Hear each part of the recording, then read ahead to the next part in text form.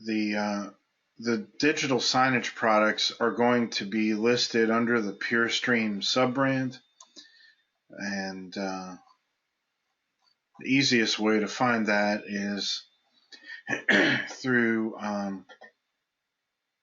the products pull down here. There's digital signage, so we can navigate into that. And here you will actually see 3 different products. We're really going to focus on the 100 Mark II, but I think we're just going to spend like 2 minutes on these other boxes so you're clear on what you can do with those. They're very diametrically different than the 100, and obviously the purpose of that is if the 100 doesn't fit the client's needs, maybe the 50 or the 50U will. So we'll take a look at the MPX50. So this is a very basic, very inexpensive media player. Its purpose being for the type of client who just simply wants to run an endless show. So they might have a video that they just want to loop over and over all day, or they may have multiple videos and they want to sequence them. But you can also do this with graphics as well. So I can sequence image files, and finally I can do this with audio files as well. It is a non-network based product. It's just a device you put by a display or a sound system, and you put your content on a USB drive or an SD card, and it will just automatically cycle what is on that card. I'm sure you can think of lots of applications, maybe think ones I won't, but some examples are waiting rooms, small stores, retail stores, or places that want to advertise, promote without the having to have content designers, just a more simplified type of digital signage content. You could actually use this for music on hold. You could use this for walk-in, walk-out audio and or video in live entertainment production and so on. So there's a lot of ways to implement this box. All right, any questions on this particular piece of gear? It's quite simple, but any questions? No? Okay.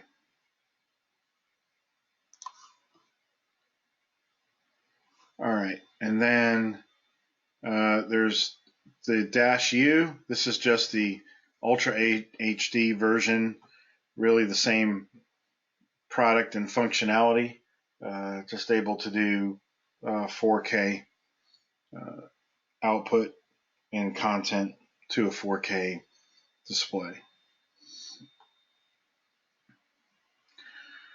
Okay, so let's look at the MPX100 Mark II.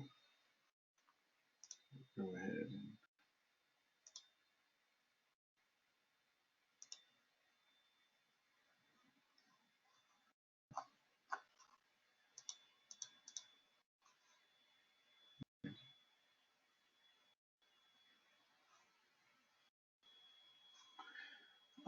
I think because I'm running GoToMeeting, yeah. Can you guys hear me okay? Because GoToMeeting's reporting some issues. Keith, I can hear you fine. Okay. Yeah, I can hear you just fine. All right, good deal. Okay, in the event anything starts to get choppy, just send me a chat message and I'll flip over to my phone. All right, so the MPX100 Mark II is a network-based product that can be connected either LAN or Wi-Fi. If you guys are taking notes, and I would honestly encourage that, I know that I understand things better when I write it down in my own writing. One important note, because this question always comes up, is does the media player need to be connected to the network to operate? And the answer is convoluted. So if you are doing video, audio, or graphics, it does not need to be connected to the network to operate. If you are doing weather or RSS feeds or showing web pages, it does need to be connected. So what that means is that when I create what we call a campaign, the content programs that go onto the player, they are loaded onto the player and they live in the player. So once they're in there, I don't have to stay connected to the network unless I'm grabbing data from the network. There is one other exception. The MPX API allows a third-party system to update content remotely, and you would require network connectivity for that. So as a practical example of that, I may have, for example, a text zone on the screen that I want to change that data from a third-party device through the API. And that may be in a different state, and I want to push something out to 100 players around the country. I would need the network for that. Okay. This player supports interactive type content, which we'll get into as we look further at the software. But that means it supports touchscreens, and you can also connect a mouse to it and do interactive functions that way as well. There are two other ways to interact with the box. One is with the remote control. So it does come with a remote that allows you to directly access content. And there's also the network API that allows me to change the content on the screen that way as well. There is a line out that will allow you a sorry, Howard Schilling is blowing my phone up here. Let me put it over here. So it will allow me to hook up to a sound reinforcement system if I need to do that. Of course, the HDMI output also has audio on it. So if I connect to a display, I will have audio on that display. But if I'm using VGA, I would use the line out as well. And the HDMI and VGA outputs are parallel, so they will output the same content. And then, of course, your DC 12 volt power. Okay, so that's basically the rear of the box. The front of the box does have an IR input on it, and of course off-on indicators. This locking door on the front is to secure your SD card from little thief hands, so your content is not walking away. There is some onboard RAM. However, while this box comes with a 16 gigabyte SD card, you can upgrade that card up to a 128 gigabyte card, and that will allow you a pretty significant amount of content.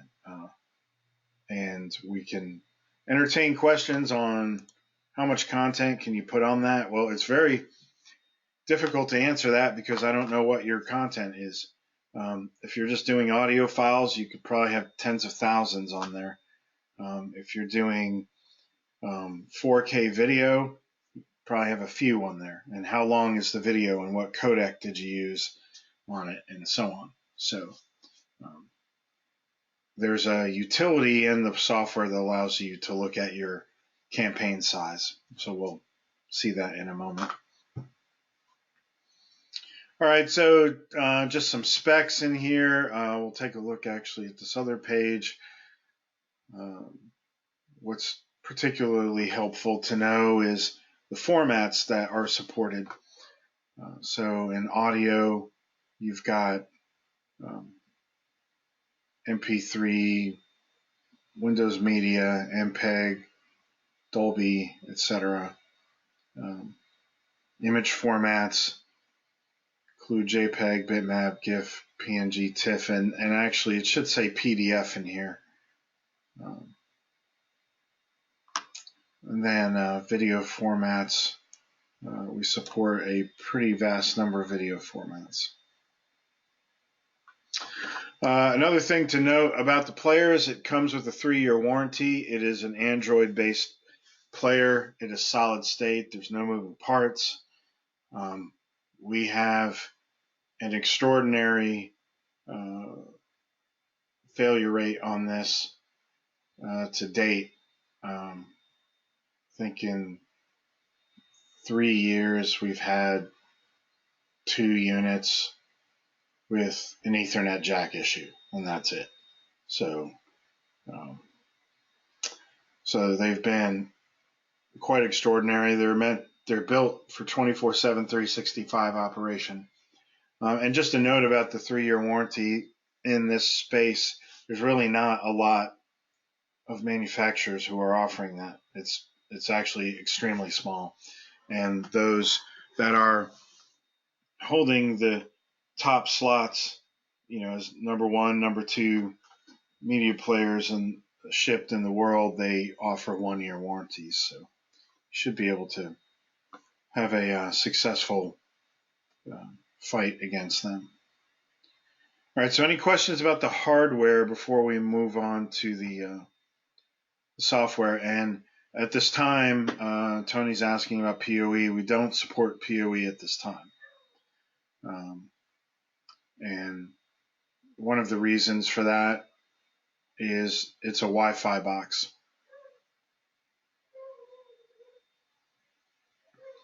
All right, any questions besides that on the hardware?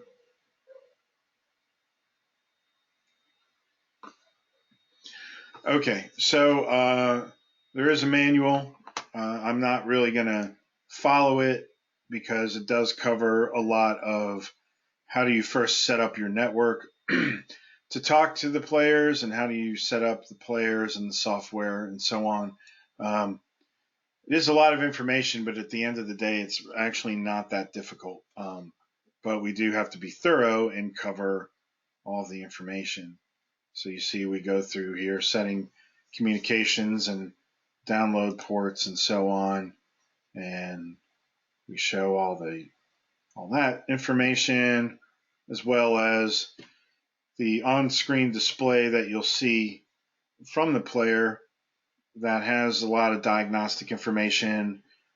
For example, what we're looking at here tells me the first paragraph tells me about the player itself. The next one tells me that it is connected Wi-Fi, its signal strength, what the particulars are about that Wi-Fi connection, and then some of the most important stuff is at the bottom here, telling me there's 2 ports that are used in between the hardware and the software. One of them is the port that moves content. That's the download port or the web port. And the other one is the communications, which is the control port. The simple part about this is as long as what you see on screen matches what the software says, then you're fine. Then everything will be peachy. So,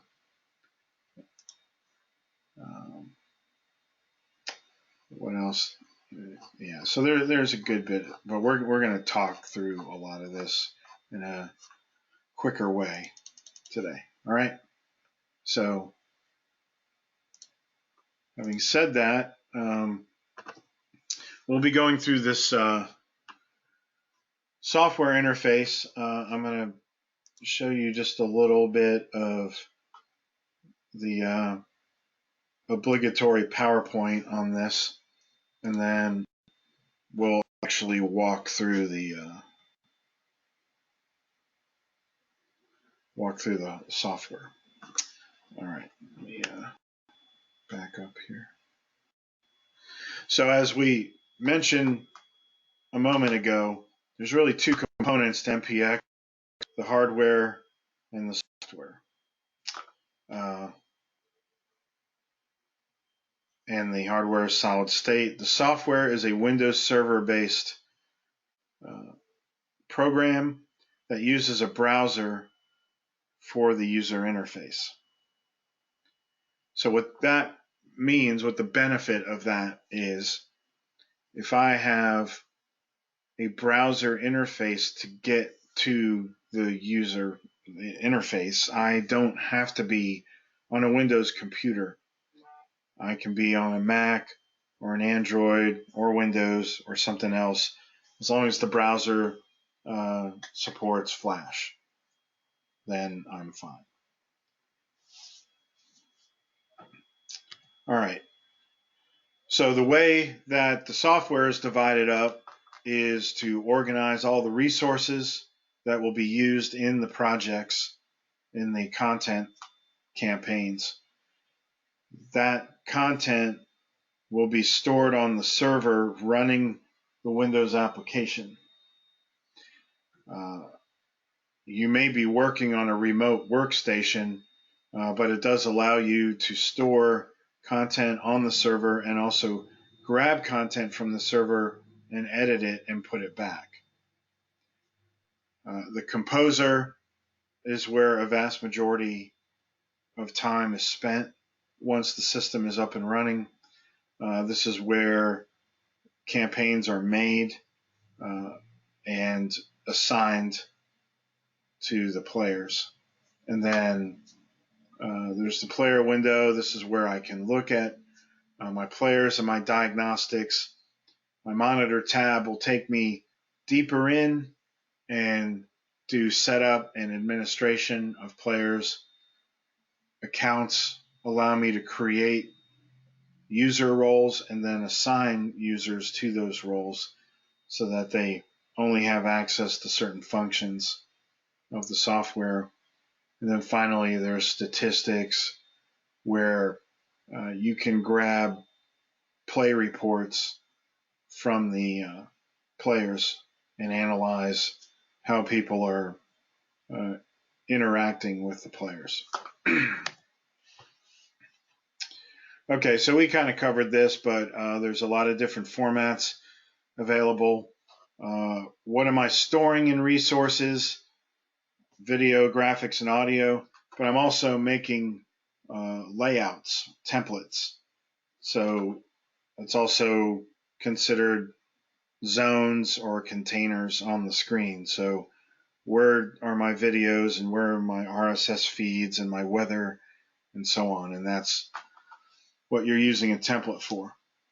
The RSS resources are for you to prepare the RSS feeds that you will use in your projects so that when you're working on your projects, they're just ready to be imported into those projects.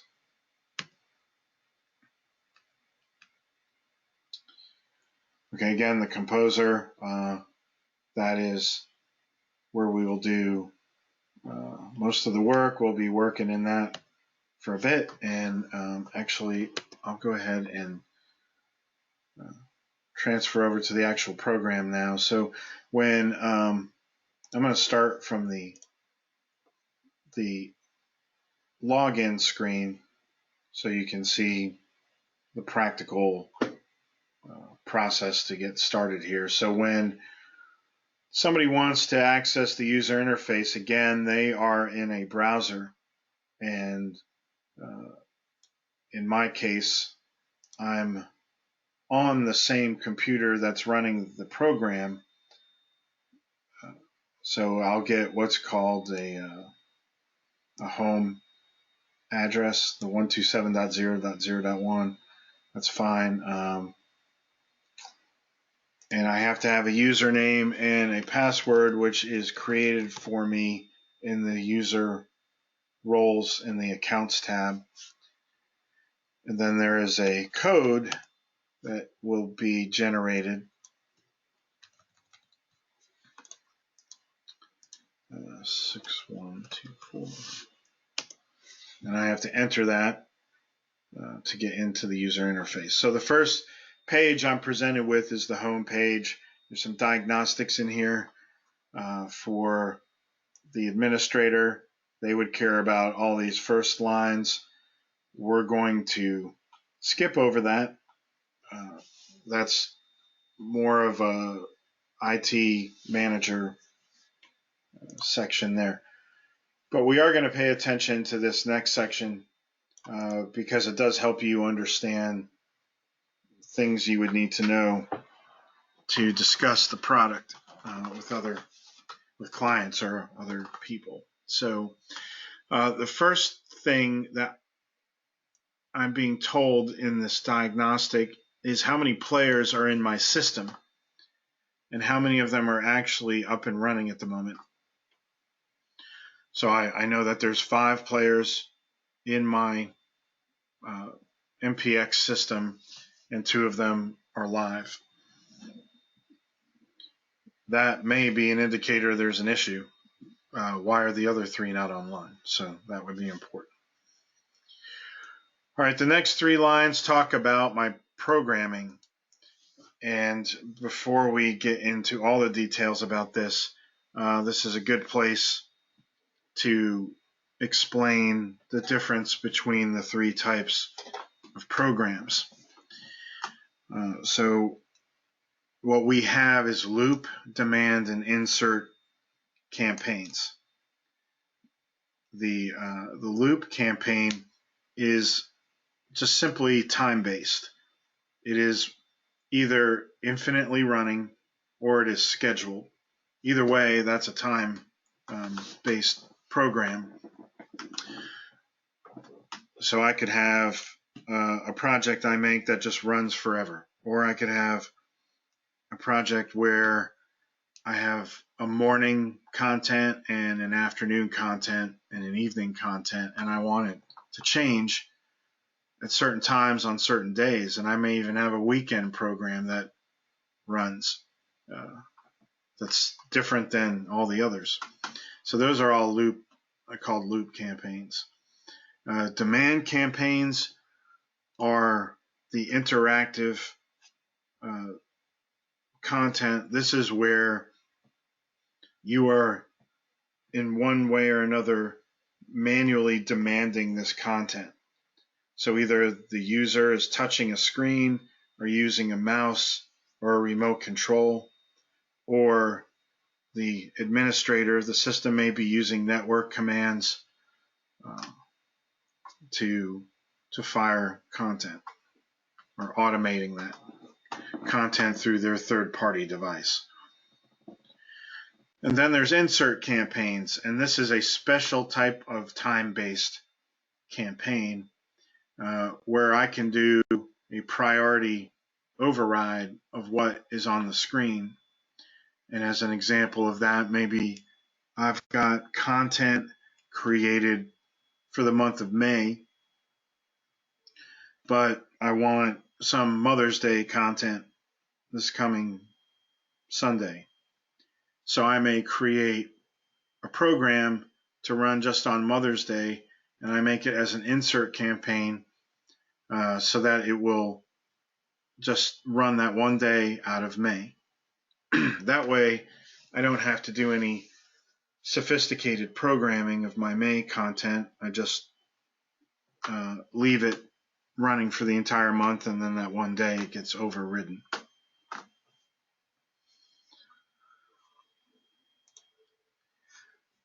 Okay, the next one, this diagnostic line says players not binding with campaign.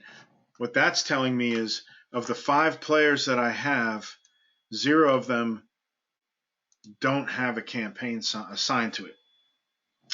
So that would, in my opinion, be considered good. It means every player has something it's expected to show. However, the bottom line says how many are synchronized with what they've been assigned, and 4 of them have not been synchronized. So that would alert me as a system manager, why are 4 out of my 5 players not synchronized? And then I would want to dive into that. I can already see that 3 of them are not online, so that makes sense. But one of the 2 that are online is not synchronized, so I'd want to dive into that. Okay, so that's my homepage diagnostics. So if you guys have questions, just interrupt, shout them out, and I'll pause and cover those. All right, so resources. So this is where I can organize my content, templates, and RSS feeds for my system. You'll see 3 sub-tabs here on the left, File, RSS, and Template. The File tab is where I organize my graphics, video, and audio.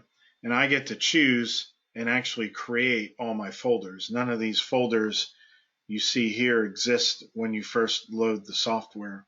You make these folders. So the examples that we give here are to cover some of the most common ways people organize their content. So one way would be to organize it by time. So maybe I've got content I want to show in the month of April or May or June. So a time-based organization. The other might be the type of files. So maybe I want my audio all in one file, one folder, and my pictures all in one folder, and so on. Or I may want to organize them by location. So maybe I've got certain content I want to show on a media player in the break room versus the entryway to the building versus the outdoor sign versus the conference room or the hallways. Or maybe I want my players in New York to show something different than Chicago, or that kind of approach. And then I can also have subfolders, so I could then go, well, I want location 1, but I want my pictures in a certain folder. So I think I've covered this. So you get to decide, or your client gets to decide, but this is completely their folder structure they get to design. So as I go through the folders, I can see what's in each one of them, and I actually have folders that are empty. But here's a background folder I made. Got some pictures, some videos, but the root folder also can have content. Just be careful because it's just a root folder. People may not think to look in that for their content. But I'm going to show you a couple things that will be practically useful because it's definitely happened to me, but I may have lots of folders and I may have lots of content and I'm not really sure where I've put it. So I have a couple of ways to quickly find things. I can segregate them by type, so I can say pictures, audio, or video in a folder. So I go, okay, well, I just want to, okay, so here's my videos in my root folder. But maybe I want to segregate it a little bit more. So I say, okay, well, let's see how many videos start with the word demon, and there's only one. So I can find that easily. And maybe I'm not finding what I want because it's not in the root folder. So I could now say, you know what, just show me everything in every folder in one view. So I can say all groups. So now I'm looking at video in every folder. And when I finally find what I'm looking for, I may say, okay, well, that's the one I wanted. Where is it? And if I go here to the edit function, I can see it's in the root folder. All right. So, you know, remember all this, but it is helpful to remember if you lost track of something.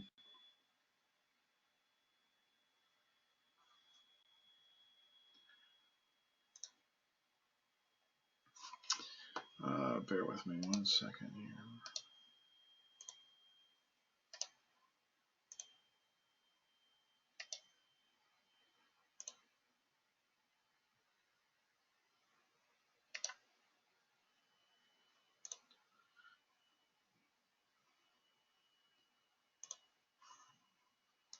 Sorry, bear with me 1 moment. I'm trying to close some things here. Okay. All right.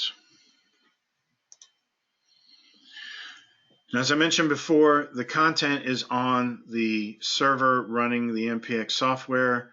I can upload content to that server wherever I might have content. So I can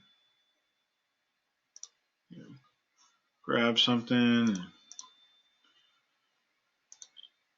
put it in here, and then I can upload it.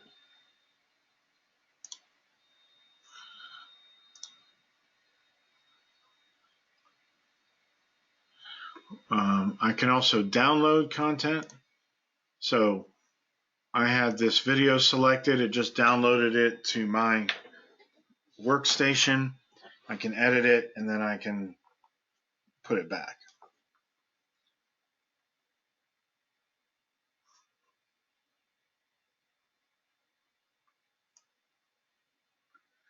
Okay, so can I trigger an audio file to play with a graphic on a schedule? I can do that, yes.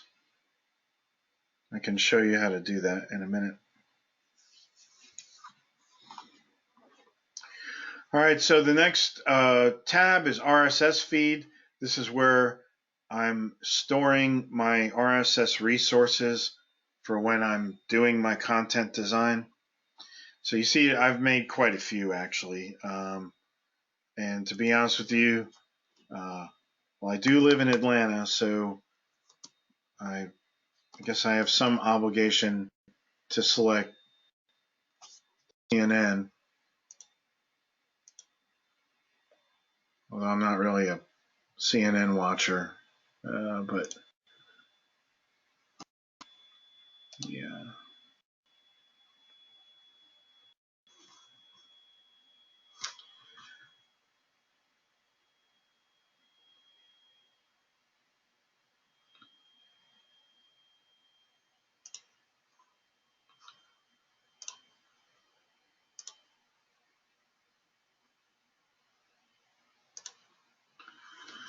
Okay, so I can go in and find, for example, some CNN RSS feed, whatever it is, whatever one you want, but take politics because there's really not enough of that on TV. And well, I've already got it, but I'll just show you what that looks like. I just put in the RSS feed into this container called CNN Politics, and that way when I go do my compositions, I just assign it. Now there's one in here that is very different from the others. If you're paying attention and taking copious notes, you'll see I've got one called API Link, and it is not called an RSS feed, it's called a text feed. And this is where I can update text on any media player that has this RSS resource assigned from somewhere else. So if I use the API and I write my own scripts and I say I want to change some text on that screen, it would go to this RSS resource that has an ID number. We're not going to get into the API here because we're trying to cover the overall product, but if you do have a client or an application where they want to do something like this, then we'll jump in and provide them that and talk them through some of the ways to implement that.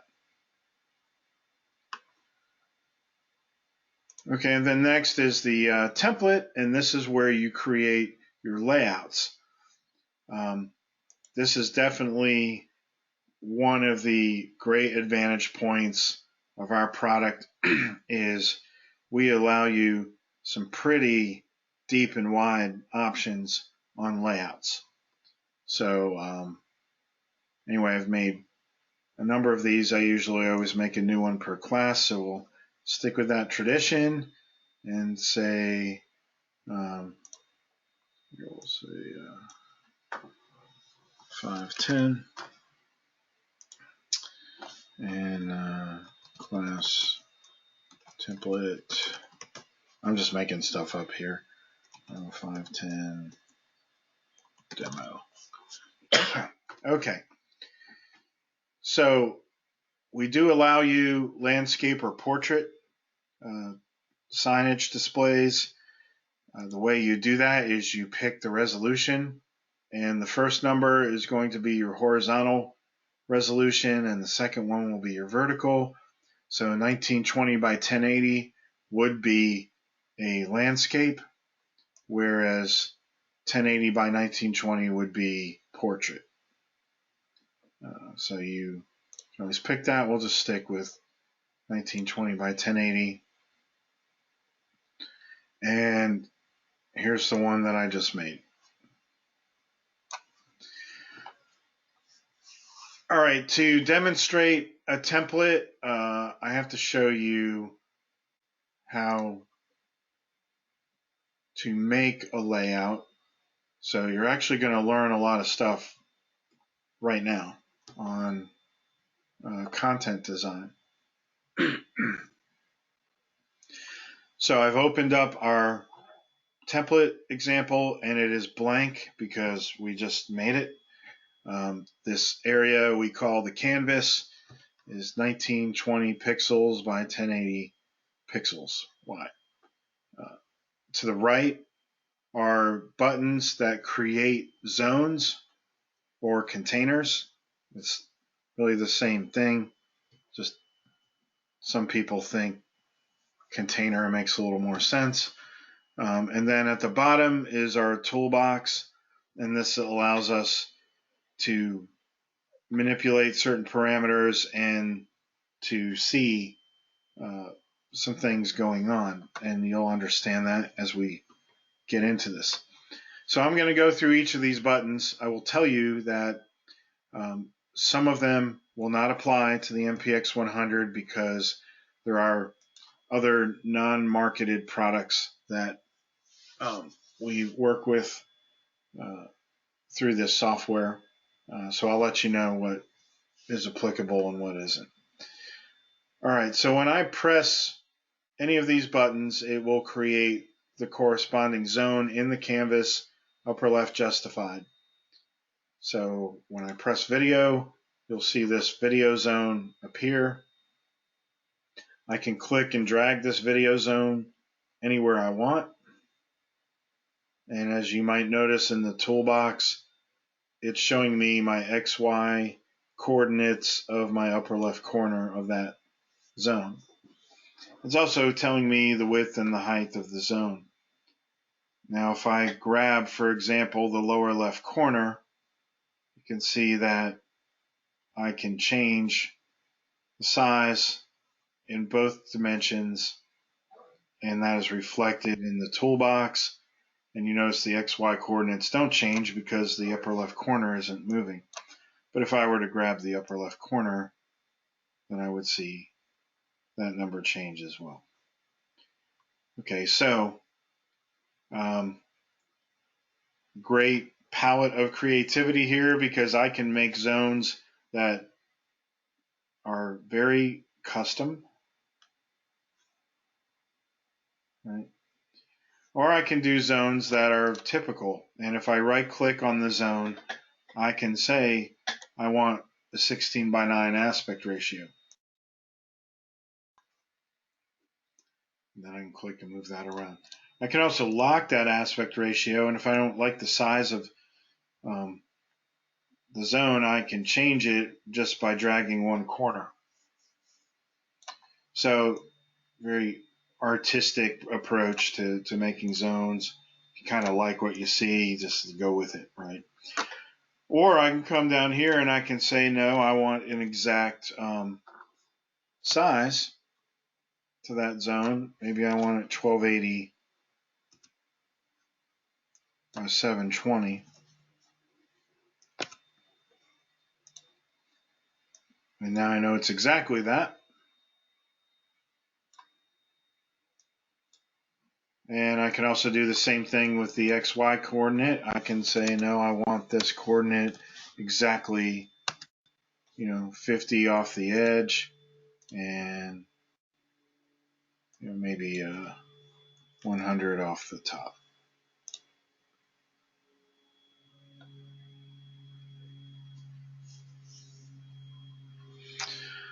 And then I can also name it video promo.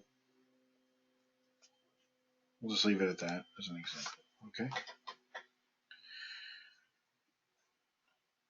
There is a drop-down box. It's going to be a little difficult to fully comprehend until we get farther in, but it does allow me to jump out of a time-based campaign into an interactive campaign. Why would you want to do that? So an example of why would be you may want content that is important for everybody to see. So when you turn on, your screen, you want a looping video. Maybe, the example we quite often use is a car dealership. So people walk in and they see this video advertisement of the car dealer. And maybe you have that video at 30 seconds, so you're likely that everybody sees it. But you might have this on an interactive kiosk screen. Do you guys have my audio now? Or Tony's saying you lost audio. I'm going to go ahead and... Audio's good here. Okay. All right. Did you ever lose my audio? I didn't lose it. Okay. All right. We'll blame Tony then. Okay. So that's an example of a loop campaign that allows somebody to walk up and go, well, I want to learn about a certain car. And so there may be another zone on this canvas that allows them to jump out of the looping video and go into specific information about a car. We'll get into that more in a moment, but it is a very valuable feature of the player, and explained well, hopefully better than I do, will interest them enough to look at applying this player in a kiosk situation. And just as a side note, we find still to this day that the concept of digital signage is has a lot for people to grasp still. And when you start explaining to them all that they can do that they've never done before and how it could improve, promoting their brand or product or selling it, we find that somebody who just bought a media player to display information now seriously considers buying another player to allow their customers to interact with the content so that they can choose what they want to get deeper into. I'll give you one other quick example and then get back to the template. But let's say you're in a waiting room in a restaurant. That's probably not one of the funner places to be if they're saying 30 minutes, 45 minutes, an hour till a table. Well, you could have a digital sign in that waiting room that just shows them stuff. But what if they didn't know that this restaurant had more locations or where they are? I mean, you could put that in an informational display, but what if you let them pick what they want to learn more about? Maybe they want to learn more about the chef. Maybe they want some awards or on, Chopped. Or maybe they want to learn about the menu specials for Mother's Day. So if they have a touch screen in there or even a mouse with another display besides the one that's above the waiting room area, people can get engaged and the time will pass faster. So we're seeing a lot of that where clients are now looking at engaging their customers in the digital signage, not just showing them information. All right, so that's my sales pitch for now. But the next zone is image zone. And actually, let me back up. So the video zone, because videos take up a good bit of processing, the software will stop you from putting more than 2 videos in a project. There's also just some common sense about how much a person can ingest at one time. So 2 videos, that's a good bit. But we do have a way for you to break that rule. I'll show you in a moment. And you could literally put 20 videos on one screen. You may overload your viewer, but it can be done. So now I've put a image zone on here. Same thing. I can move it around, so on. What we've got right now is no background. And maybe you'd like some cool looking background graphic. So what I can do is drag this zone and completely fill the screen. And then if I right click on it, my computer is running very slow for some reason. I can say go to the bottom Z layer. And now it's below everything else and it will stay below everything else. And now I can just call it my background.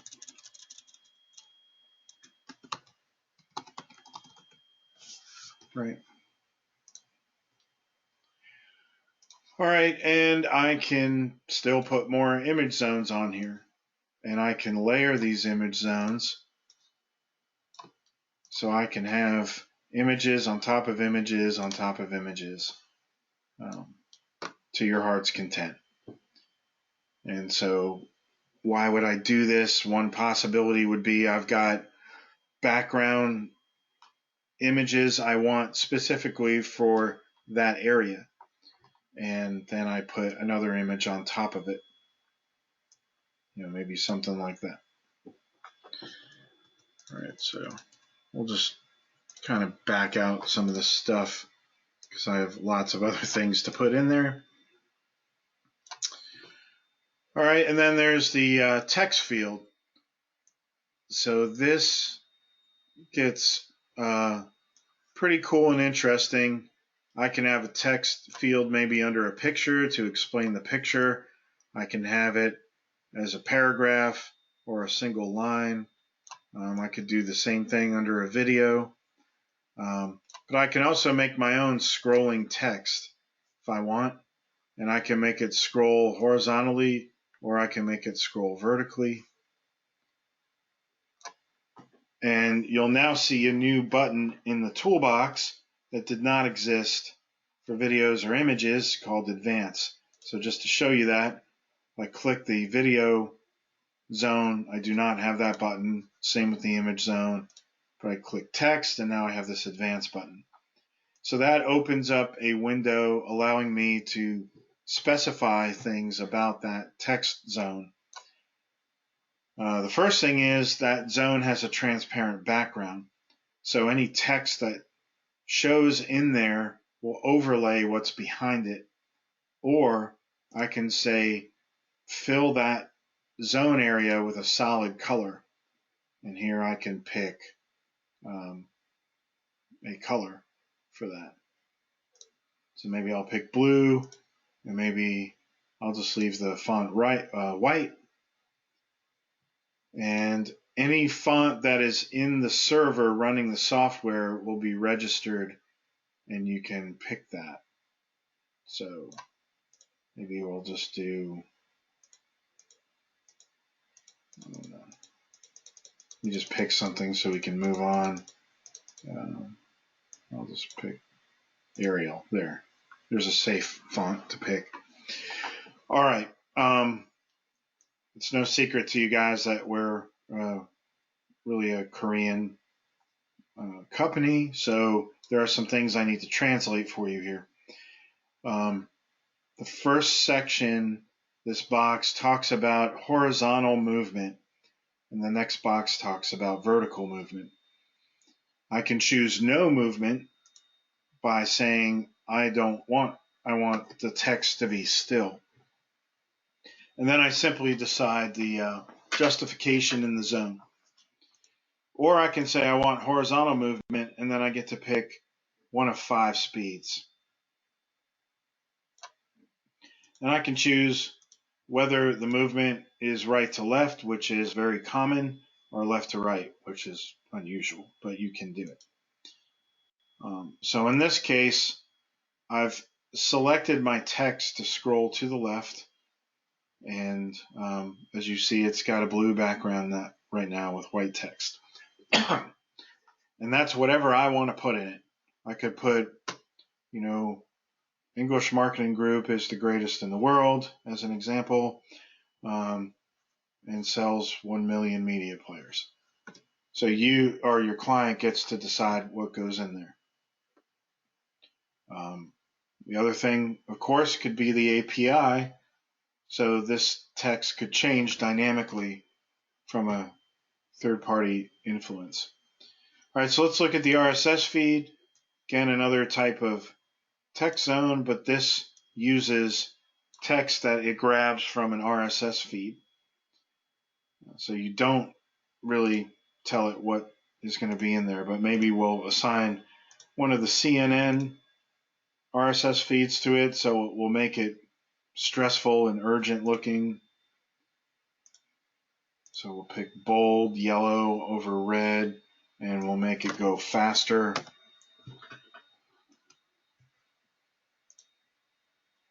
Okay.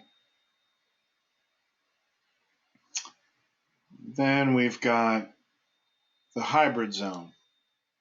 And this zone is where you would want to run both graphics and video. So this is, remember I said I could break the video limit. So here's 3 video zones right now. And I could put 4 video zones, right? I don't have to put graphics in it. It will accept graphics as well as video, but I can choose just to put videos in it. But I'm not going to have all that in there for our final result. But so this is basically a hybrid zone. where I can have some graphics show, and then I can go to a video and then repeat.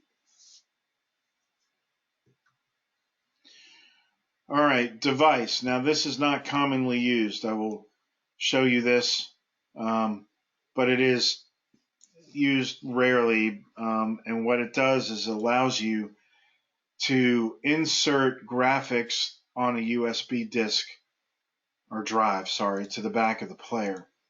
I would not do the SD card for practical reasons, although you could. So if somebody walks in and wants to show some pictures, they can plug into the back of the player, and these parameters will take effect.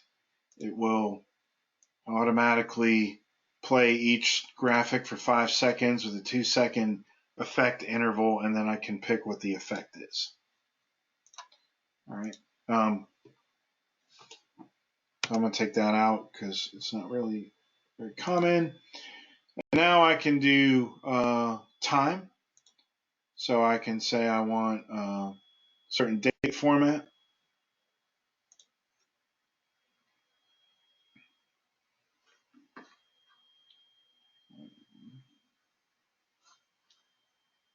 Sorry. And I want a clock, so maybe I'll say I've got, well, we'll just say, put that there. And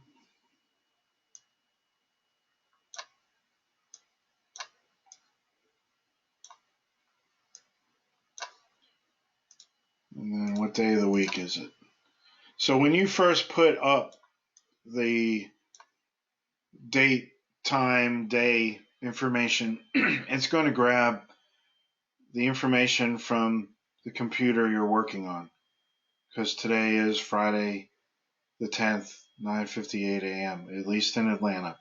And but when you send the project to the player, those players are set up by the installer to reflect the proper location and time zone. So it will not show this, it will show the correct information for where that player is. All right, then we have weather functions. The way the weather functions work is the installer sets the player's weather location. We're not going to get into that today, but that's what they do.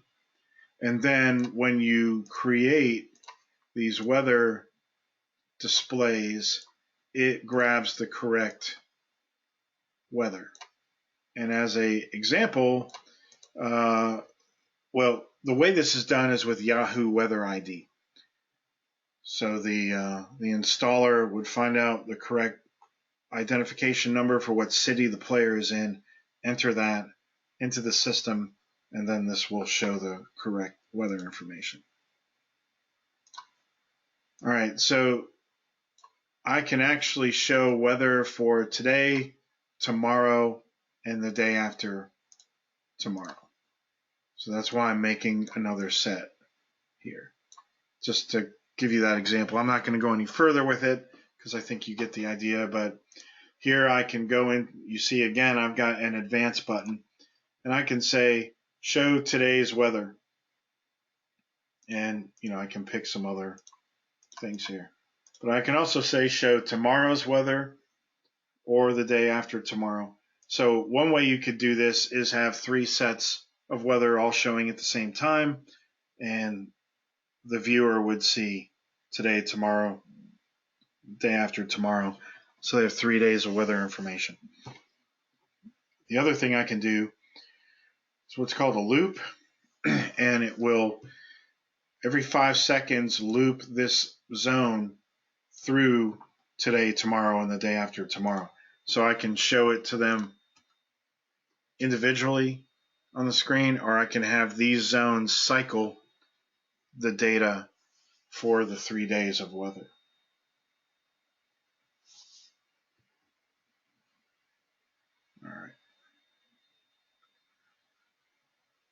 All All right, so I haven't gotten any questions in a while, so I assume I'm doing a decent job here explaining everything. If you guys don't understand something, please ask.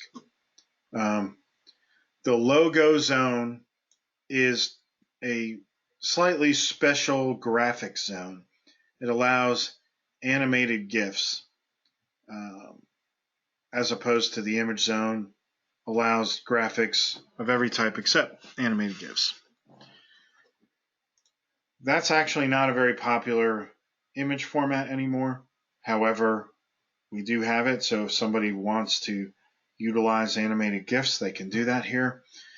What we in practice see is it just makes it easier visually for the content designer to see, the logo zone, the where on the layout they're going to do that. So maybe it's upper right corner, who knows. Excuse me. All right, another interesting one is the web page zone. Usually you want this to be kind of a larger zone. You could simply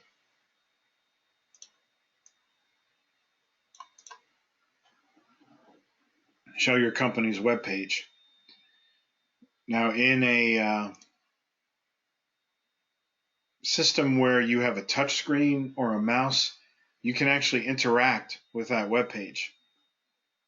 So in a mouse type of style. So if somebody wants to click around the web page, they can do that. We also offer the toolbar in that zone. So if somebody wants to go back to the previous page or go to the home page, they can do that. And then you can also justify where the toolbar is and what size the toolbar is, or not have a toolbar.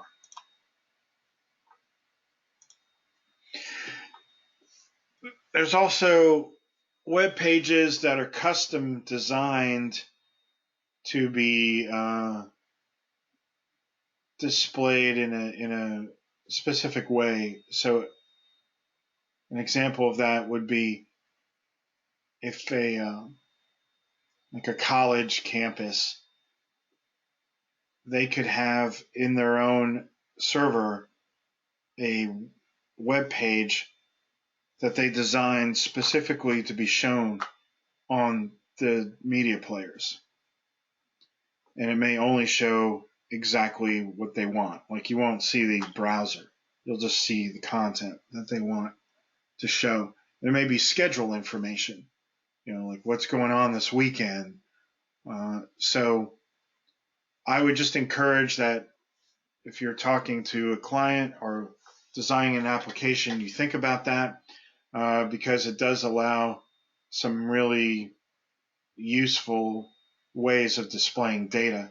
Like they may show, what, the college baseball team schedule is, or, what events are going on around the campus, and just think like that. Or you could have weather. I could grab the NOAA weather radar and show it here. There's also more companies than I can think of at the moment, but the best example is YouTube. I can specify a URL with certain tags or key codes in that URL that allow just the video to show, not the whole YouTube page. So that's something to think about. Okay, video in. There is a version of the MPX100 II that has a non-HDCP HDMI input on it. So if that's of use to you, just contact us. I think it is actually in the price sheet. And then the camera allows a USB camera to be connected, and you can show that live USB camera shot on there. And then face logo is for future products, so that's not anything you can use at the moment. All right, so that's our layout. So that hopefully explains a lot about creating layouts and what kind of content is available. So now we're going to move on and look at the Composer tab. Just for a moment, we're going to go through all the tabs and we're going to come back, but the Composer tab is where all my content projects are made. And as you can see, as I explained in the beginning, there's loop time-based programs, there's demand programs, and there's insert programs. So we'll get into those in a minute. Let's go through these 4 other tabs real quick.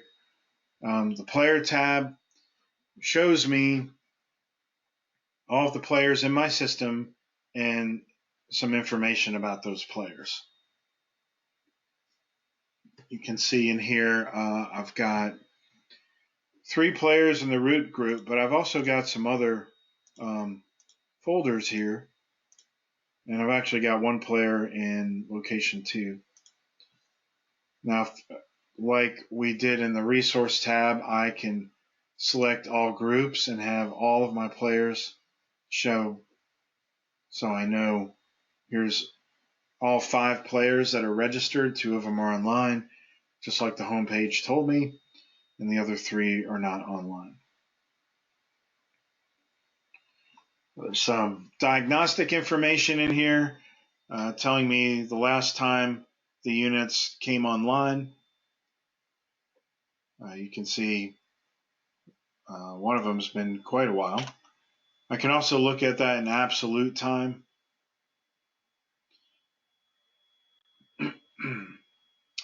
Here I'm seeing that today at 9:49, this player came online, and there's also one that came online at 8:45 this morning. Then I've got one, the last time it came online was April 30th of last year. So I can also look at what kind of content is in each one. There's some little icons up here that indicate to me my loop campaigns, my demand campaigns, and my insert campaigns. So I can see what is assigned to the player and what the player is actually reporting or last reported back. And obviously you want these things to match. If they don't match, that means they didn't sync, and that corresponds with the homepage diagnostics. All right, the last thing important in this screen is campaign assignment. So I can pick any combination of players in any possible scenario, and then say what campaign I want to assign to those players. So these are all the campaigns that I've made. And you can have 1 loop campaign, 1 demand campaign, and 1 insert per player.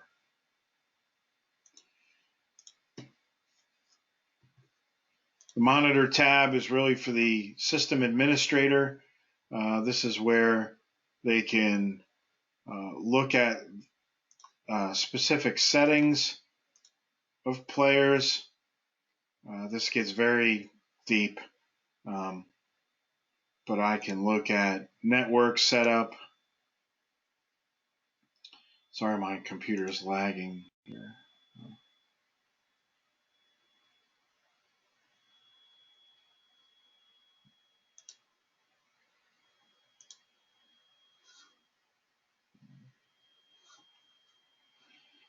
I can do firmware upgrades. I can look at performance reports, and I can also do some other functions, including one that's pretty attractive. I can do screen grabs. So the value in that is I can have a player anywhere geographically. And if I can't see it, which is usually the case, I can still do a still screenshot capture from that player to make sure what's on the screen is what should be on the screen.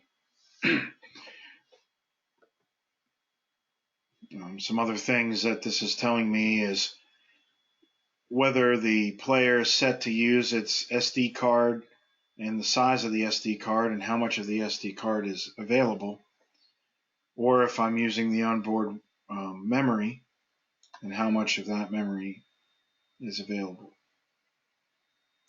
And then there's firmware, software, so there's a lot of diagnostics I can get here.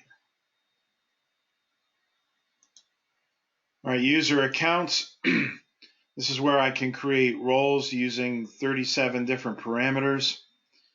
I basically make these roles, all of these in this list I made, and you would be able to see the different assignments of parameters. And once I make these roles, then I can go to the user tab and I can create a user. I can assign any number of the roles and then give them their own password. So I can have somebody who only is able to monitor the system, or I can have somebody who's only able to create campaigns, and so on. So those are just some examples, but it's there's a lot of granularity to creating roles.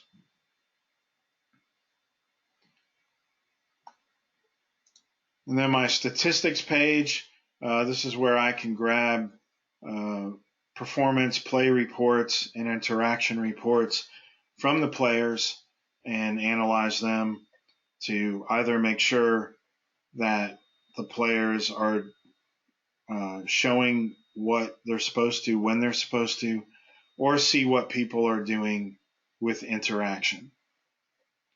So it's a good metrics tool.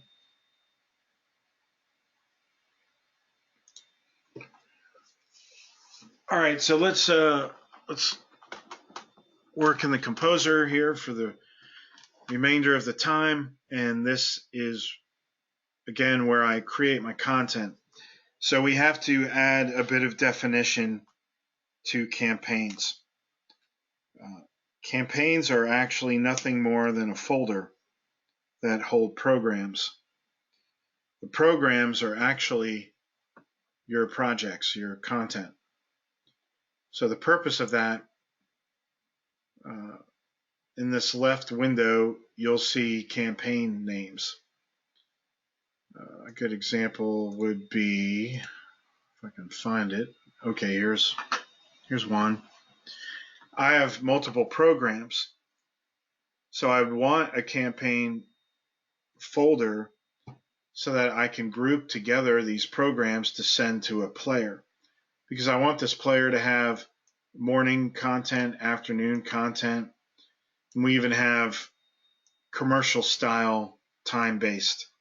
This is where, let's say, I want something every 5 minutes to play for 30 seconds. I can do that. So we call that commercial style timing. And of course, also the infinite loop. All right, so I may have more than one program I want that player to have, so I need to be able to put them together and then send it to the player. So that's the purpose of the campaign folder. All right, but I can have just one program, as we see here, and this runs forever.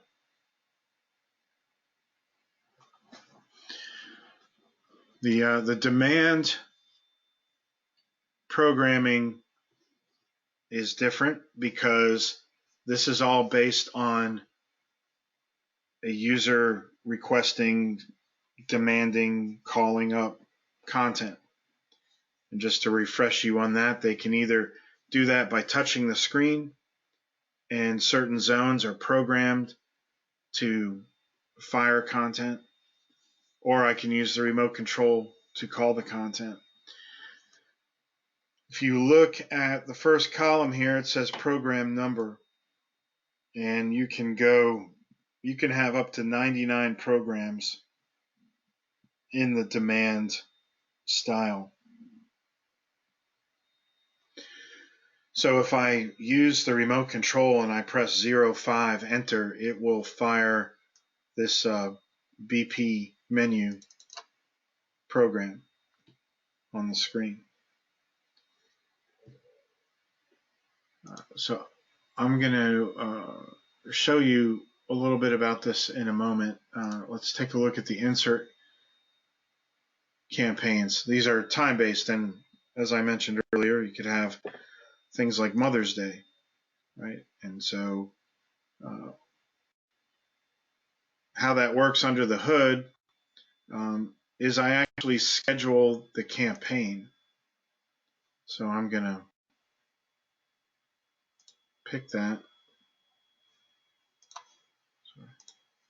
Pick that campaign. And here I'm saying the Mother's Day campaign starts May 1st, which is incorrect. I think Mother's Day is the 12th, right? So we'll just say 12th.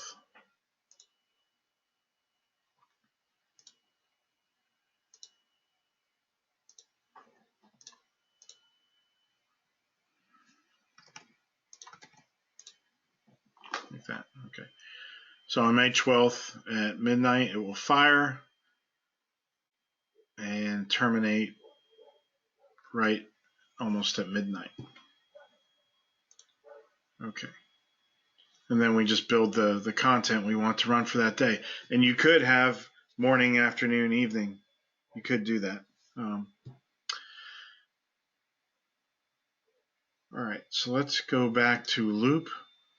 Now that we've kind of done an overview of the three different types of content. And the first thing I want to point out is some of these are in white and some of them are in red. And what that is telling me is their availability. We call that audited or unaudited. So what that simply means is the campaigns that are in white are complete and finished and available to any player that is assigned to that campaign. Red means they're not finished, they're in process, and the content designer has to audit it to make it available to a player. So this is basically a protection that if you're working on something, it's not going to go out until you audit it and say it's done and it's available. So the process to do that is at the bottom here we have an audit button, and when I say okay, I'm auditing that, it's ready to go, you will now see the bank demo has turned white and is now ready for any player that's assigned to it. So when you look at these players in the player tab and we're looking at the campaigns, well, in this case, none of them are assigned that. So it's still not going to go out. We have to actually tell a player, hey, I want you to take this bank demo campaign. So the next time this player in Denver comes online, it's going to start downloading its new content.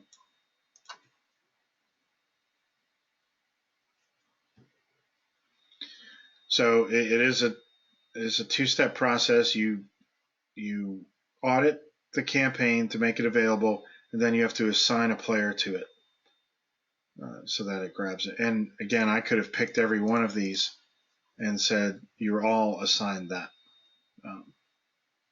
campaign.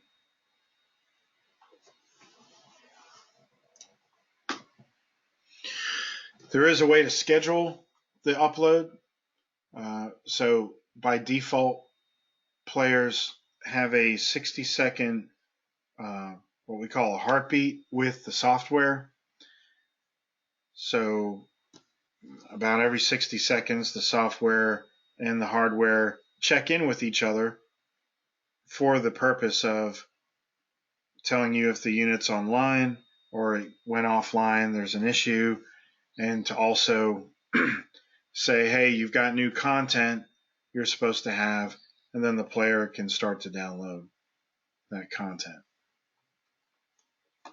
Or I can go into the monitor section, go into settings, and tell that player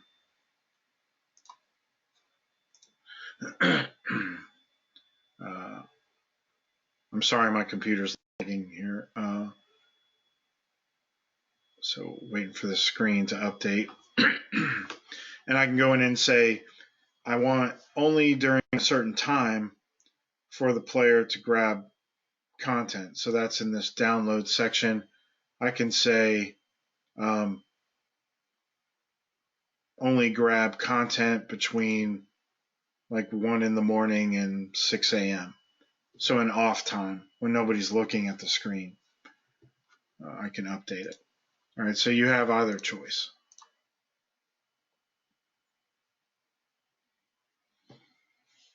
All right, so how do you actually make the content? So let's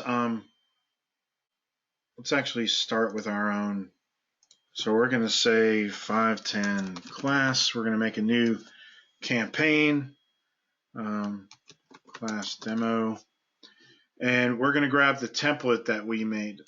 So I'm going to come in here and say, grab the custom template that we made today. There's our 510 demo template, and we'll say OK.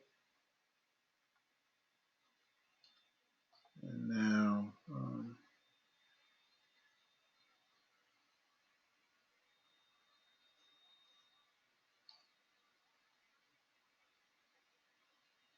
oh, I'm sorry, I made a program. All right, let's try that again. All right, so 510 campaign.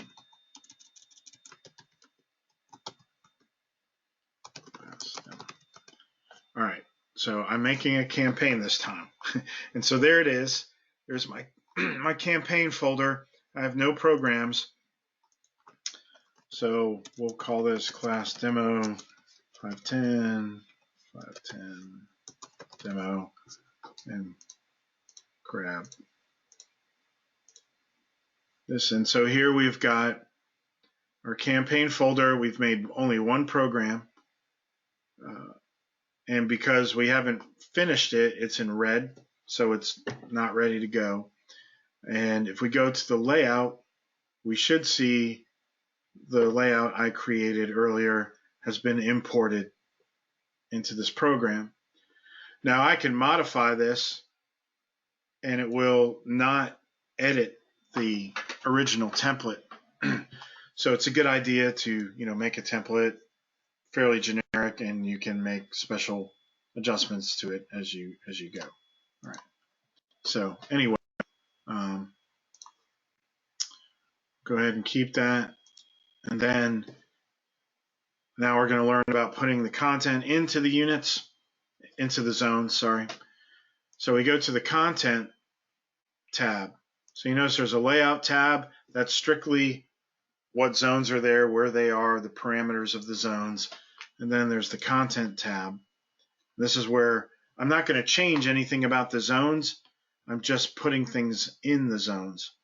So if I click on the video zone, it's going to only let me look at videos. Now I can go to different folders, but I've got enough videos here. I'll go ahead and pick this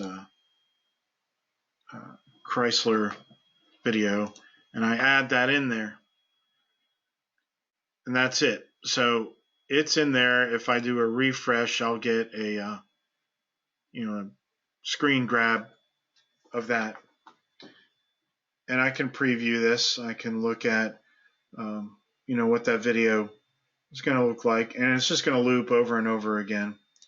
But maybe I want another video in there, so I'll go ahead and put this PureLink promo in there. So what's going to happen is the Chrysler video is going to run, and then the VIP video is going to run, and then it's going to start over. I can, just as an example here, I'll put this jump back in here. Whoops, let me take that. I put that in twice, and I can move this around. I can change the order of which video is in which position. Okay, so now if I refresh this, we'll see the PureLink video run first, and then the next one will be the Chrysler one, and then the jump back after that.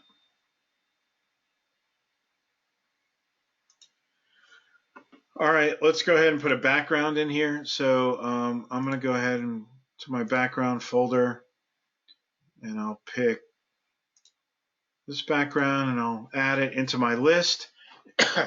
Since it's the only one in there, it's just going to sit there forever. But there's some cool things you can do, again, in the world of digital signage. You know, you got to think creatively here. So I'm going to go ahead and say, well, I want to have a second background in there.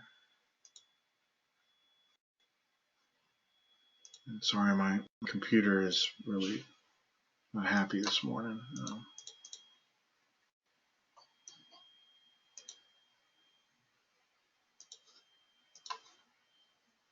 Try that again. Come into the backgrounds. Then I'll pick this other background, and I'll add that.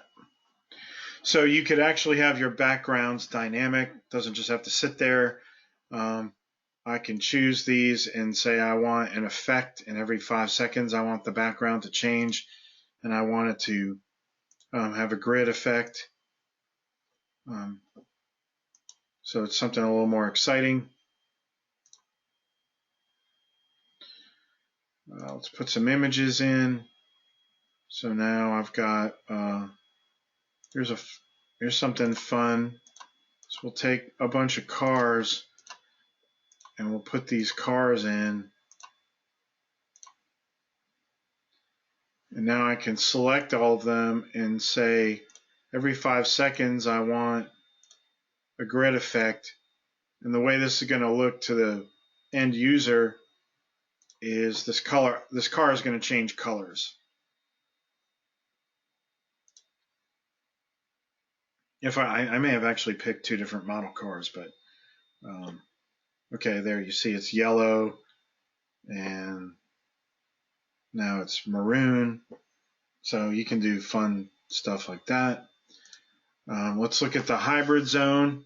I can take an image and put that in, and then I can come grab a video and put that in, and I can decide that this image is going to play for maybe 10 seconds, right? And then this video is going to run, and then it'll loop back to that image.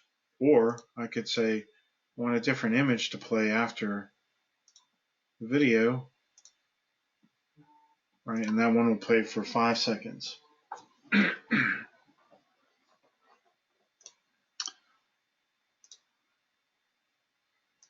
So if we preview that, if my computer will stop making this training difficult, let me restart that. So I'll preview that.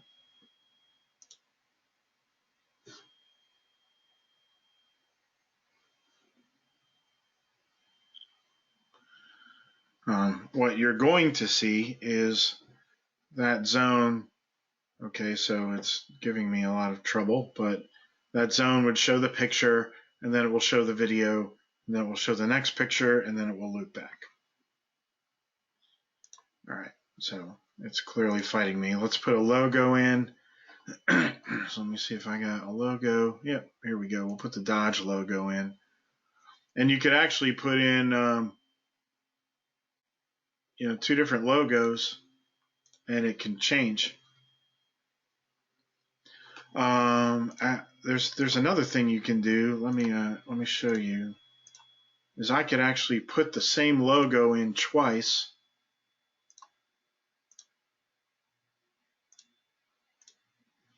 So here I have the same logo in twice, and I could have the logo move back in over itself. I could say cut in from the top. And that way your logo, instead of just sitting there, grabs somebody's attention. So you could do something like that.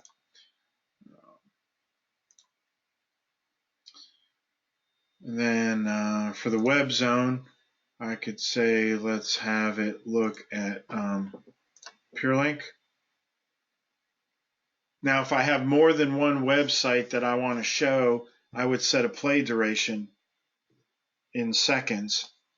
So maybe I want to show the PureLink website for 60 seconds, and then I want the English Marketing Group website to show.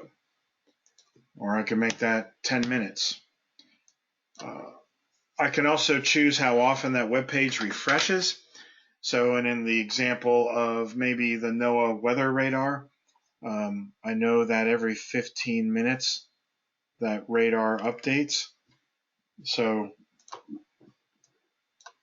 here I'm just going to say 0 as in terms of this is my only website I want to show.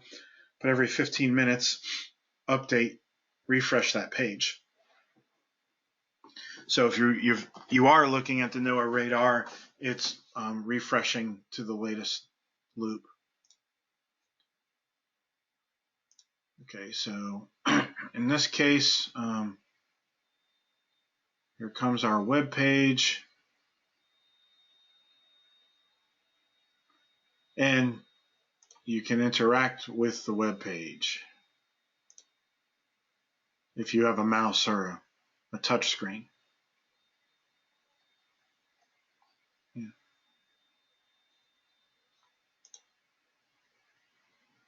All right. What else do we want to do here? Okay, we have text fields and RSS fields. So let's pick our text field and pick on Jason. Jason sells 1 million MPX100s.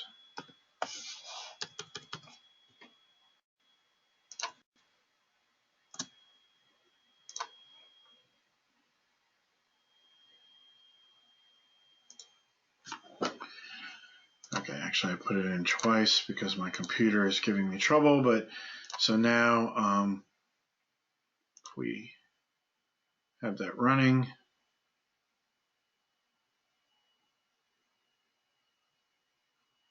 that's what we would get. And then finally we'll go ahead and add a RSS feed in, and we can just pick whatever we want. We'll pick CNN Health as an example. Put that in. Now, when we do this, it will show the name of the RSS feed on the server preview. But of course, when you put it in the player, it will actually show the data from the actual RSS feed. I'm going to show you that now. Whoops.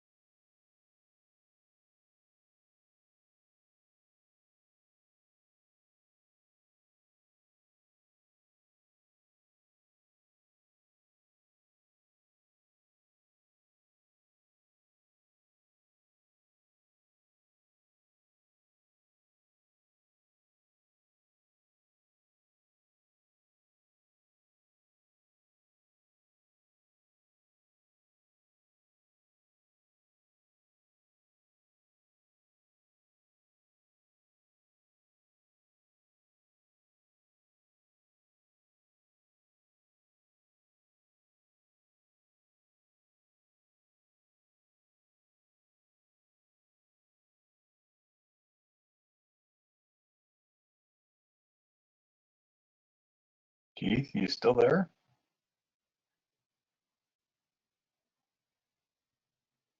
Hey, this is Rob. I'm still here. I got video, but no audio. Yeah, same here.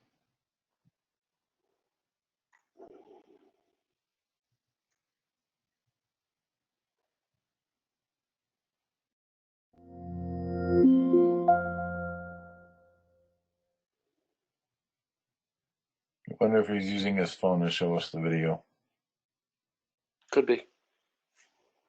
It's very stable, though. It is. It's holding it very steady. Just an observation. That's probably one of the cameras he's got then. Yeah. Okay, can you guys hear me now? There you go. Okay. Can you see my screen or my webcam or both? Yes. Okay. Yeah, we see the webcam and your screen. All right.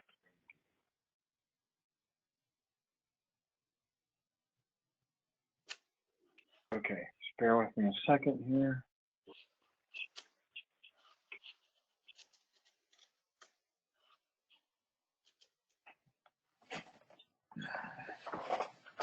Okay, so you can see in the bottom, now this is actually a different program, but you can see that when I load the RSS feed into the player, it actually goes out and grabs the RSS feed.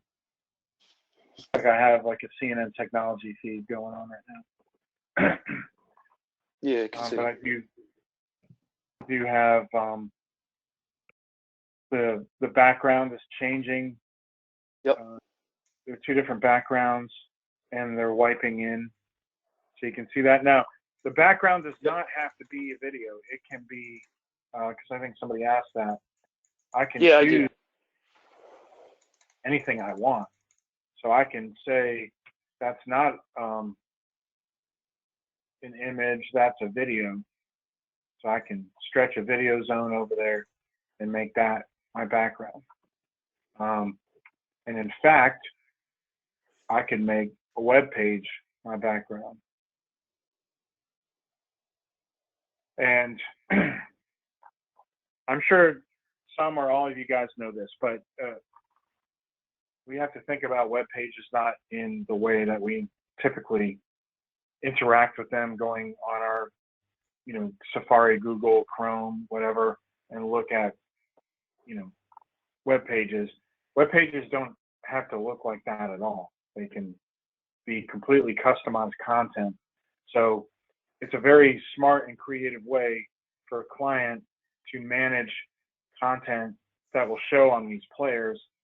Remember, if I refresh the screen every 15 seconds for a web page, you could change that content on that web page. And I could specify the refresh rate to be 5 seconds if I wanted, whatever makes sense for the application.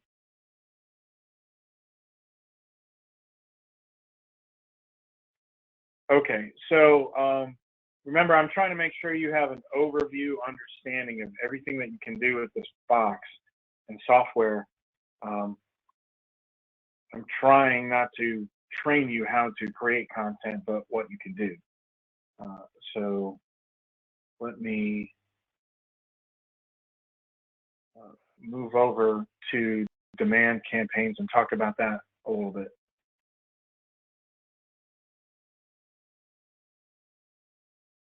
And I'm actually going to shut off my webcam to save some bandwidth here.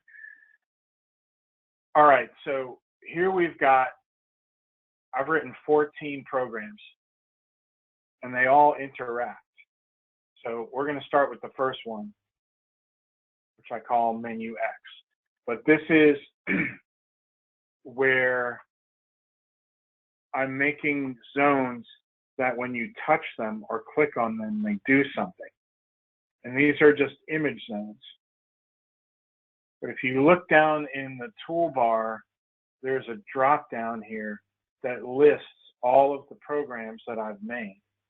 So you see here, Dodge demo, restaurant demo, challenger video, charger video, and more, right?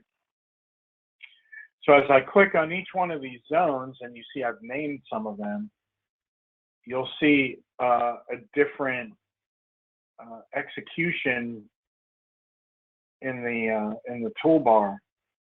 When I do the restaurant demo, it fires a program called restaurant demo. So let's just jump out of this for a minute. So here's restaurant demo. So that means if somebody touches that image in the menu, it will now fire this program, the restaurant demo program. And this is what they'll see. And you see on the right, I've got some navigation. It says menu or locations or exit out of this program. So let's look at what that looks like in our layout. Well, I've got a text box that if they touch that where it said menu, it will now fire the menu program. Or if they touch the locations, it will fire that, although I haven't programmed it. Or they touch exit, and down here, I simply pick exit out of this list.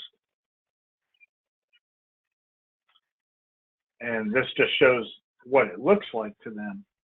But in the programming, it's a zone that executes a program or executes an action.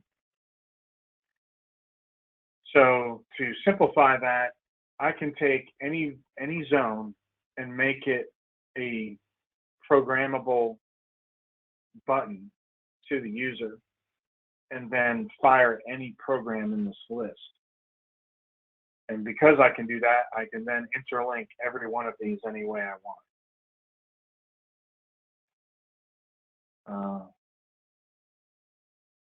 Is that clear? Or please feel free to ask me to dive deeper into that if you like. So any questions on that? All right, so let me show you something else.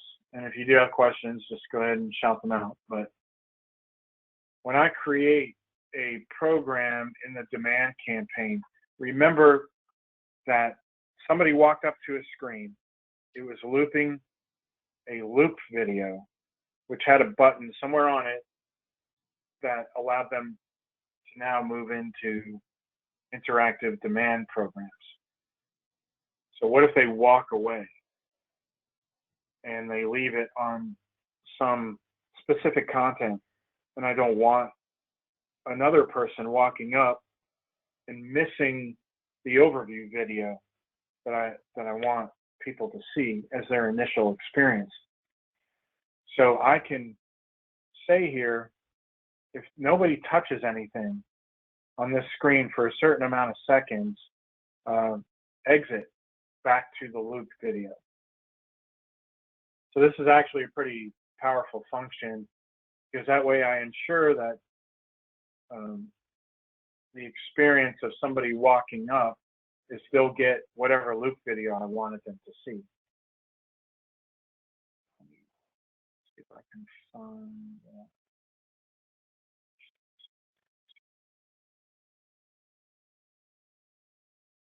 So here's a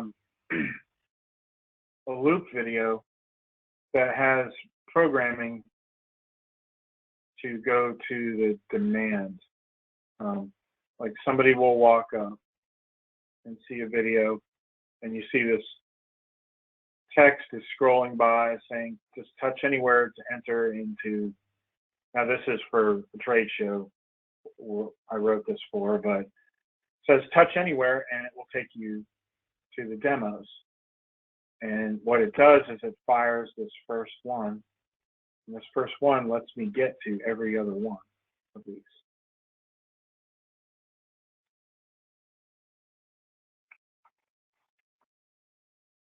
Okay, questions on programming demand videos?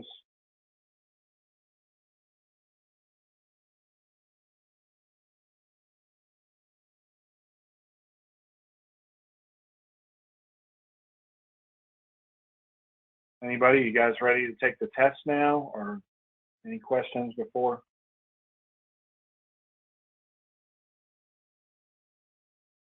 Okay, there's no test, but all right. Actually, Keith, so as we've been going through this, and a lot of the times, it's once you do your own personal tactile touch, is there a way to get this software without needing the box so that you can play with it and create content? Yeah, so here's the practicality of that is when you first learn this stuff, it is not recommended to get the software without the hardware. If you're trying to learn it, you really need them together. If you already know it and you're experienced and you're just a content creator, it's fine having the software because you've got enough experience that you know what's going to happen with what you do. Oh, okay. I got you. We really recommend, like strongly recommend that you get a demo unit with the software. And the other reality to this is that, as you can see, it's quite powerful. If you don't practice it, it's like riding a bike, you learn it, you're good. You can ride the bike. You don't have to touch it for 5 years. You can ride a bike again. But you do have to learn it. And we can give you these programs that I'm showing you so that if you're just trying to go demo and sell, you don't have to learn to the level that I would know it. You can say, well, let me show you what it can do. I can give you an overview of the software and all that, and then you can feel it out and realize the end result. But we do have a class that is specific for content designers, and that's like a 5-hour class. Wow. Where they learn how to do this. Like we actually start from scratch and we build this entire type of program with them.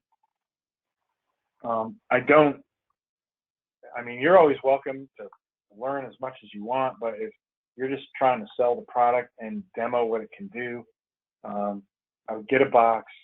We preload it with these demo videos, and you show them with a touch screen or a mouse what they can do. Oh, I got it. Okay. Yeah. Thank you. Yeah, no problem. So I guess to some closing comments are, we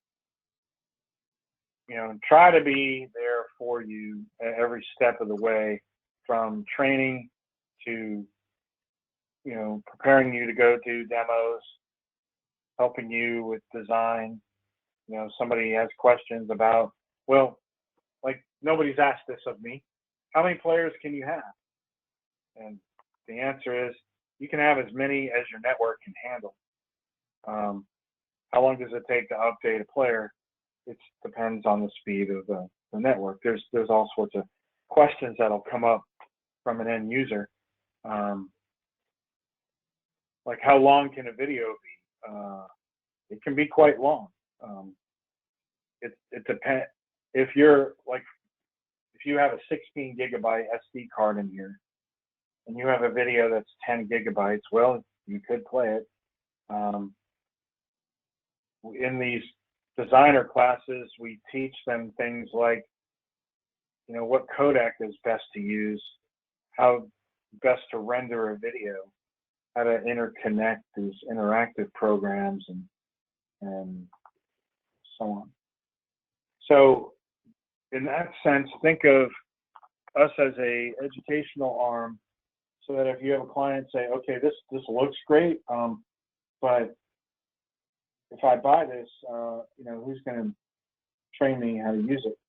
They can take our classes. It's open. Or you can schedule custom times. We have integrators that have clients who want private classes for their staff, and we'll do that. You just have to arrange that and other administrative matters. but we will do the direct training to the client. Their content designers and IT managers. So we try to support you all the way through. And last is our product is based on what's called on-premise versus the cloud type digital signage products out there.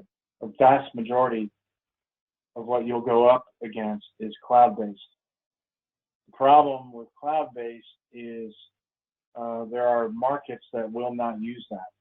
And as an example, we do have MPX100s deployed in medical and financial markets who will not, have their servers open, to cloud-based software because of the sensitivity of what else might be on that server. So ours is on-premise, which means it goes on the server and it can be secured. So if you want to grant access over the internet, you can, but that's by the design of the system. The software doesn't need it or require it. And the IT guys these days are pretty smart and they know how to, keep things secure and under control. So that's an advantage. And it's a one and done price. So there's a lot of products out there that have recurring fees, licenses, and so on. Our product is you buy the box, you get the software, and you're done. So your cost of ownership is better than 90% of what else is out there.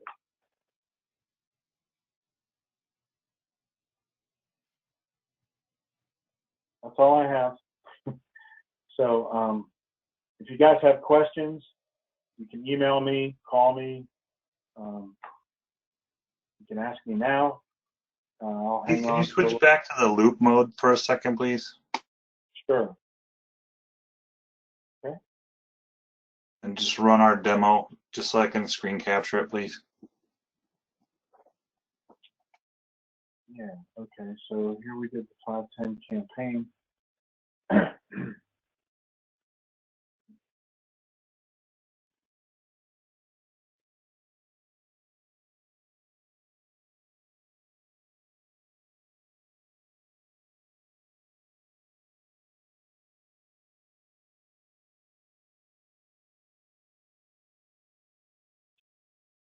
Yeah, so here's the layout that we made. Yep, got that one. Okay.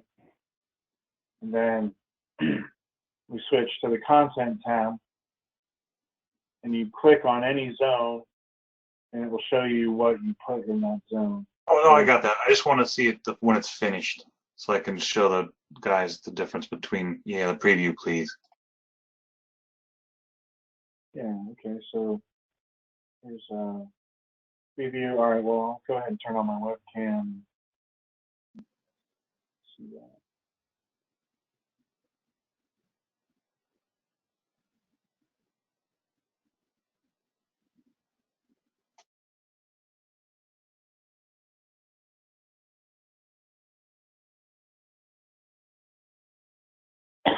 Excuse me.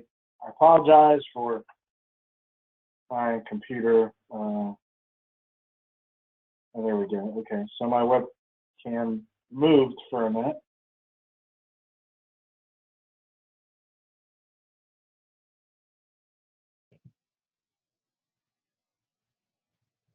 Are you seeing my webcam image and is it frozen? It's frozen, yeah. No idea. I'm going to try one thing.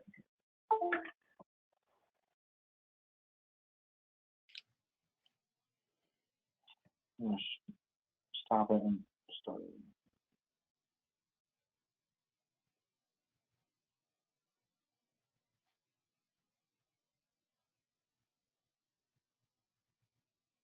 That's even better. Now it's just blank. There we go.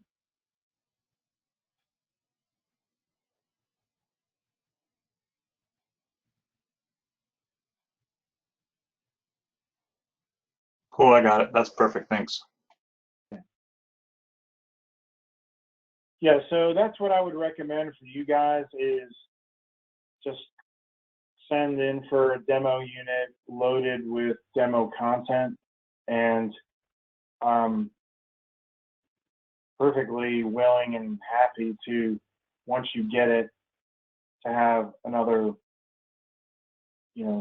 short webinar just to go over with you and refresh things and just talk through the demo content that you've got, so you can explain, how it's working.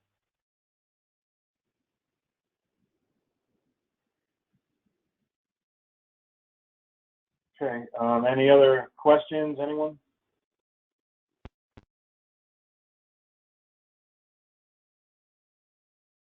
All right. So I think I answered, Rob. We don't have a license fee. You purchase the box with the software, and that's it. So it's a single transaction.